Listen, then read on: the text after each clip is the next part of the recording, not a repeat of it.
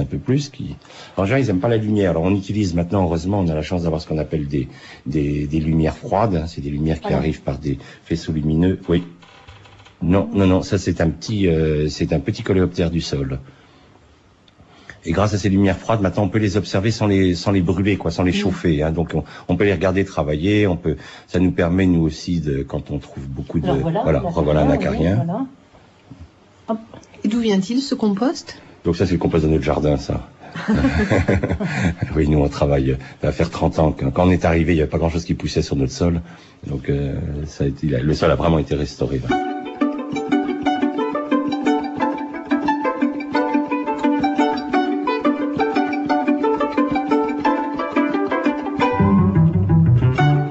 Quels sont vos grands principes de base? Ne pas traiter, ou le minimum, et ne pas labourer. Le labour est une grande erreur. En fait, avant, les anciens labouraient très peu. Ils travaillaient au cheval. Ils travaillaient superficiellement, 8-10 cm. Et puis, quand le machinisme est arrivé, ils se sont mis à enfoncer les lames. C'était un vrai plaisir. Hein. Quand vous labourez trop profondément, là, vous détruisez les sols. Donc, nous, on aide les agriculteurs à faire une agriculture sans labour. On appelle le semi-direct sous couvert. Ça fonctionne comment? Donc, ça fonctionne le principe. Et pour qu'une graine germe, il faut ce qu'on appelle un lit de semences. Et il faut pas qu'il y ait de mauvaises herbes. C'est ce qu'essayent de faire les agriculteurs depuis 10 000 ans. Donc, pour pas avoir de mauvaises herbes, on labourait. On enfouissait les mauvaises herbes au fond du sol. Et puis, pour faire le lit de semences, une fois qu'on avait labouré, on avait fait des grosses mottes. Alors après, il fallait passer toute une série d'instruments pour casser ces mottes, pour faire une terre fine, pour que la graine puisse germer. Et dans le principe du semi-direct sous couvert, on va utiliser une plante qui gèle, donc qui est facile à détruire. On va la faire semer tout de suite après la récolte de la céréale. On va la laisser se développer. Elle va étouffer toutes les mauvaises herbes. Elle va récupérer tous les éléments nutritifs que la culture n'a pas pris. Et en automne, on va la rouler avec ce qu'on appelle un rouleau faquin. On va l'écraser au niveau du sol. Elle va faire une litière, elle va faire un mulch. Et on va utiliser un semoir de semi-direct qui va semer directement à travers cette litière sans passer par toutes les techniques de labour, de herse, etc. Donc en fait, en un passage, on fait son semis. Ce qui est très économique sur le plan fuel, sur le plan énergie. On n'a pas besoin de gros tracteurs, etc. Voilà, il y a eu des études, là, pour rebondir sur ce que dit Claude, c'est qu'un labour dégage 1 tonne de CO2 à l'hectare. Un semi-direct sous couvert, selon les études, stocke 2 à 4 tonnes de CO2 à l'hectare. L'Argentine, le Brésil, l'Australie, le Paraguay et tout, utilisent de façon assez importante ces techniques-là. Mais nous, en France, il y a une énorme réticence. Pour nous, c'est une opposition aux multinationales qui ont encore moins à gagner. Pour faire du semi-direct, on diminue beaucoup le matériel, vous diminuez le fuel. Quand le sol devient vivant, on va diminuer la fertilisation. Donc vous vous rendez bien compte qu'il y a des multinationales n'ont aucun intérêt à ce que ces techniques se multiplient.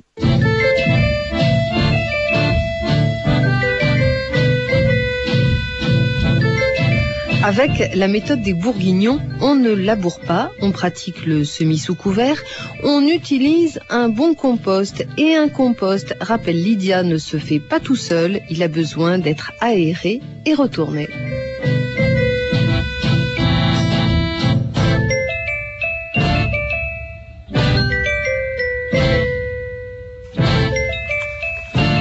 Donc le compost, c'est un mélange de paille, même de bois. Par exemple, les vignerons, ils peuvent utiliser leur bois de taille et d'excréments animaux. Bon, beaucoup utilisent la vache. Donc on va faire un tas, faut pas qu'il soit trop haut. Et puis on va attendre, il faut qu'il monte en température, il faut qu'il dépasse 60 degrés. Donc ça le pasteurise. Tous les pathogènes sont tués. On va le retourner. Et là, quand il va refroidir, la faune va se multiplier. On va avoir un compost qui va sentir presque le champignon. Et il y a un moment, il est terminé quand il est très souple. Et à ce moment-là, on pourra le mettre au sol. Par exemple, là, vous voyez, ce ver de terre, il est rose, il est coloré, là. Non, mais il s'est allongé. Oui, parce que sacrément. Là, il a quand même, vous voyez, il est quand même assez vigoureux. Hein. Il trace quand même. 27-28 cm de long. Et quand le sol est asphyxié ou qu'il y a eu pas mal de produits de traitement, ils sont blanchâtres. En fait, il est sorti parce qu'il a entendu la vibration de nos pieds et puis la vibration de la pluie. Quand la pluie vient, ça leur permet de se reproduire. On est en pleine période de reproduction des vers de terre, là, donc ils se reproduisent à l'extérieur du sol. Je n'en ai jamais vu de si long. Hein. Ah, il y en a des plus longs que ça. Si vous allez dans les Pyrénées, on en a qui a 1 mètre de long. Vous n'avez pas confondu avec une couleuvre?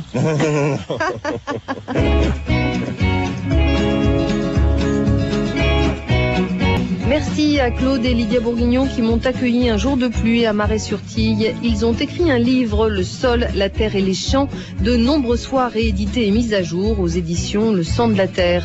Si vous voulez voir Claude et Lydia Bourguignon, ils interviennent dans le dernier film de Colin Serrault, Solution locale pour un désordre global.